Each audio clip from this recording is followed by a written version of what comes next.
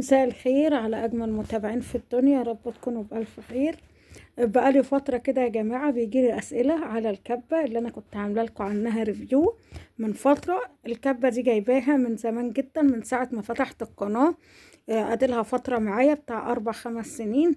بس بجد كبة عملية جدا جدا، وهرد على كل الأسئلة اللي جاتني عنها وأقول لكم إيه عيوبها ومميزاتها، وأقول لكم كل حاجة عنها. فحبيت أعمل لكم ريفيو تاني عن الكبة دي اسمها تاتش الزانوكي. بجد يا جماعة كبة عملية جدا جدا جدا، وبجد ربنا يبارك له. الراجل اللي نصحني ان انا اخدها كان قدامي كبة تانية، بس ايه كان الوعاء بتاعها اكبر. قال لي يا مدام الكبة دي 800 واط بس، بتشتغل على 1300 واط او 1500 واط. فبجد عجبتني جدا جدا وعملية، ومعاها حاجات كتيرة وهقول لكم دلوقتي. ده الخلاط بتاعها، ومعاه فلتر كده من جوه عشان لما نيجي نعمل عصاير او اي حاجة يعمل لنا ايه القشر والحاجات دي لوحدها. اهم حاجة بقى يا جماعة واحنا بنركب بقى الخلاط، نسمع اللوك بتاع الامان بتاع الخلاط بتاعنا واحنا بنركبه. بصوا ده كده انا ركبته. اهم حاجة ان احنا نسمع لوك الامان بتاعها، وليها 3 سرعات، وهقول لكم السرعات بتاعتها بتشتغل على ايه. ده كده الخلاط بتاعنا يا جماعة. بصوا الوعاء بتاعنا بتاع الخلاط كبير جدا جدا، وده مكيال كده جاي مع في الغطا بتاع الخلاط نعاير بيه اي حاجة. بجد الكبة دي يا جماعة جميلة جدا جدا جدا. دي كده اللي بتتحط علشان القطعة دي نحط فيها بقى الوعاء بتاع الكبة. والوعاء مساحته كويسة مش صغيرة، مساحته معقولة. بجد يا جماعة الكبة دي عن جدارة، اللي عايز يشتريها او يجيبها. وهنا برضو بنسمع لوك الامان، يجيبها على ضمانتي. انا ديلي بتاع 5 6 سنين من ساعة ما فتحت معاكم القناة وانا جايباها وشغالة بيها.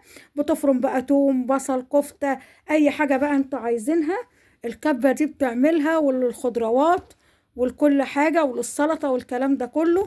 بجد يا جماعة الكبة دي ايدي ورجلي في المطبخ، انا ما بستغناش عنها خالص خالص خالص.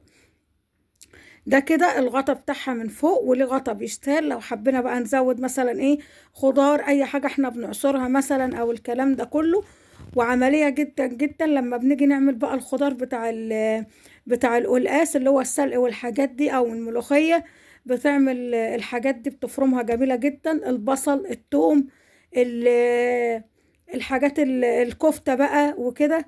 ده بقى معانا سلاح تاني، ده اللي بيعمل بقى ايه المعجنات والحاجات اللي احنا ايه لو عايزين نعمل اي معجنات. ده السلاح كده بنستخدمه، ودي القطعة اللي بندخل فيها السلاح بتاعنا. ده السلاح كده عليه غطا حماية عشان ما يعورش ايدينا، وبنحطه كده ونغطي بقى الغطا بتاع الكبة بتاعتنا ونبتدي نشتغل بيها. هي على 3 سرعات يا جماعة. بصوا ده السلاح التاني اللي هو بقى بتاع المعجنات والكلام ده كله. بجد الكبة يا جماعة اشتروها على ضمانتي. انا معرفش دلوقتي بقى سعرها كام، عشان ما بقاش كدابة عليكم. انا كنت جايباها بقول لكم من فترة، بس لقيت ناس كتيرة بتسألني عنها فحبيت كده اعمل لكم ريفيو عنها. هي كده ب3 مستويات. مستوى اللي هو بتاع الخفق، اللي هو تخفقي وتعملي الزرار شوية وكده، فده بيديكي فرم ناعم. والمستوى الاول والتاني، ومعاها كمان عصارة برتقان. دي الميزة اللي فيها اللي عجبتني، يبقى معاها خلاط وعصارة برتقان، ومعاها كمان اللي هي المطحنة الصغيرة دي جميلة جدا جدا. بجد يا جماعة من أجمل الكبات، وكان وقتها سعرها معقول، يعني مش غالية ولا رخيصة، بس كان سعرها كويس.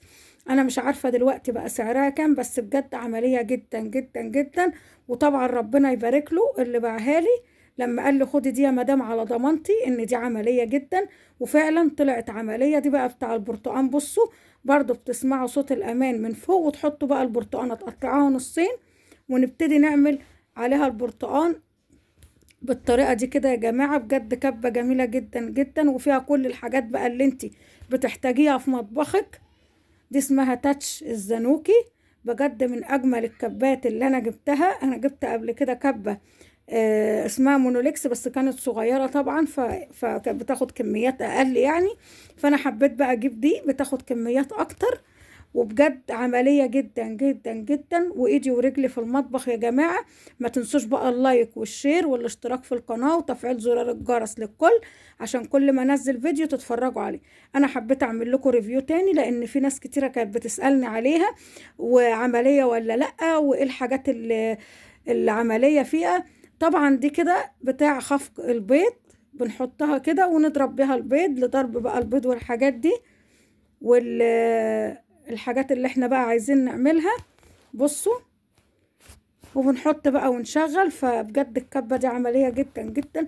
وحبيت بقى ارد على اسئلتكم وارد على كل حاجة. بجد يا جماعة اشتروها على ضمانتي. لو عايزين تجيبوها، اسمها تاتش الزانوكي، بس انا معرفش سعرها حاليا كام. ومعاها بقى 4 اسلحة للخضار، للبشر، لعمل البطاطس الصوابع، لعمل نقطع بيها بقى الجزر، الخيار، الكوسة، الحاجات دي. فجميلة جدا وعملية. بصوا معاها 4 أسلحة كده. والسلاح الخامس اللي هو بتاع البيض والحاجات دي اللي انا قلت لكم عليه، اللي هو عامل زي البلاستيك كده او العاج. بنحط بقى السلاح بالطريقة دي، ونبتدي بقى نحط الخضار بتاعنا من فوق. نفتح كده القطعة اللي فوق، ونحط بقى الخضار بتاعنا، ونبتدي نشغل بقى على السرعة اللي احنا عايزينها. القطعة اللي فوق دي بنسحبها كده علشان نبتدي بقى نحط الخضار اللي احنا عايزين نعمله. وليها 3 مستويات زي ما قلت لكم. بجد يا جماعة اشتروها على ضمانتي. كبة عملية وجميلة ووعائها معقول، مش هنقول كبير يعني عشان ايه محدش يقول لي ايه انت قلت ده كبير. هو معقول مش وحش. تحطي فيه كميات كويسة. تعمل لك بقى كفتة رز، تعمل لك الكفتة العادية، بصل، توم، اي حاجة. بجد يا جماعة بعمل فيها الخضار بتاع القلقاس، بعمل فيها ملوخية لو عايزة. لو انت مكسلة بقى تطلعي المخرطة وكده. فبجد جميلة جميلة وعملية. ودي الأسلحة اللي معاها بتاعت بقى الفرم والبشر والتقطيع. معاها كده 5 أسلحة زي ما انتوا شايفين. ومعاها الخلاط معاه فلتر من جوه، ومعاها المطحنة وعصرت البرتقان. فبجد عملية جدا جدا. تعملي فيها بقى كل حاجتك في المطبخ. انا مش بستغنى عنها في المطبخ خالص يا جماعة. وانتوا حتى تلاحظوا لما باجي اعمل معاكم فيديوهات او حاجة بكون بشتغل بيها معاكم. ودي كل القطع بتاعتها اللي جاية مع الكبة: الخلاط والكبة والمطحنة والموتور بتاعها. ده 800 واط يا جماعة. بس هو قال لي هيشتغل معاكي بسرعة 1200 تقريبا او 1300. فجميلة جدا جدا وعملية. انا كان قدامي واحدة تانية وعائها كبير وكنت هشتريها عشان وعائها اكبر. قال لي لا خدي دي يا مدام، موتورها عملي جدا والناس بتشكر فيها. وفعلا ما طلعتش عملت لكم ريفيو غير لما جربتها في كذا حاجة، وطلعت عملت معاكم بيها كذا حاجة، وعملت لكم بعد كده بقى الريفيو على أدائها. وجاية بعد كذا سنة برضو أعمل لكم ريفيو تاني عشان الناس طلبت مني، يعني كانت بتسألني وكده يعني عليها. فقلت ايه أطلع أعمل لكم ريفيو وأرد على الناس اللي كانت بتسألني على الكبة. بجد يا جماعة اشتروها. جميلة جدا جدا وعملية في المطبخ وإيدك ورجلك. ومش هتبقى غالية أوفر يعني. هي أكيد طبعا الأسعار كلها عليت، الأجهزة كلها أسعارها بقت عالية، بس ايه مش هتبقى اوفر زي الكبات التانية يعني المونوليكس والكلام ده كله وشركات تانية. دي بالنسبة لشركات تانية فيها كل اللي انت بتحتاجيه في مطبخك، من عصارة برتقان لكبة لخلاط لكل حاجة. هتغنيكي عن اي اجهزة تانية في المطبخ. بجد من اجمل الكبات اللي انا استخدمتها وعملية معايا جدا جدا. وايدي ورجلي في المطبخ في كل حاجة. بجد يا جماعة بخزن بها بصل، توم، بعمل بها كفتة. ما بضطرش ان انا اودي بره اعمل الكفته ام رز دي بره. بعملها انا وابقى الحاجه ضمنها وعاملاها في بيتي. من اجمل الكبات بجد يا جماعه. انا عارفه ان في ناس هتقول انت كترتي الكلام طولتي، بس انا بحب اشرح كل حاجه بتفاصيلها، وبحب اعرفكم واعرف متابعيني اللي بيتابعوني. لما بجيب منتج وبيطلع كويس واجربه كذا مره بعلن لكم عنه واقول لكم عنه. وطبعا دي استخدامي ليها بعد فتره. وبلاقي ناس كتيرة بتسألني عن الاستخدام عملية ولا لأ مش عملية. أنا طلعت لكم بالفيديو ده بتاع الكبة تاني علشان شرحت لكم هي قد ايه عملية معايا ومنجزة ومنقذة معايا في المطبخ، وفيها كذا حاجة، ان هي عصرت بقى برتقان وفيها كل حاجة. واتمنى يا رب ان الريفيو يكون عجبكم. بحبكم جدا يا اجمل متابعين في الدنيا.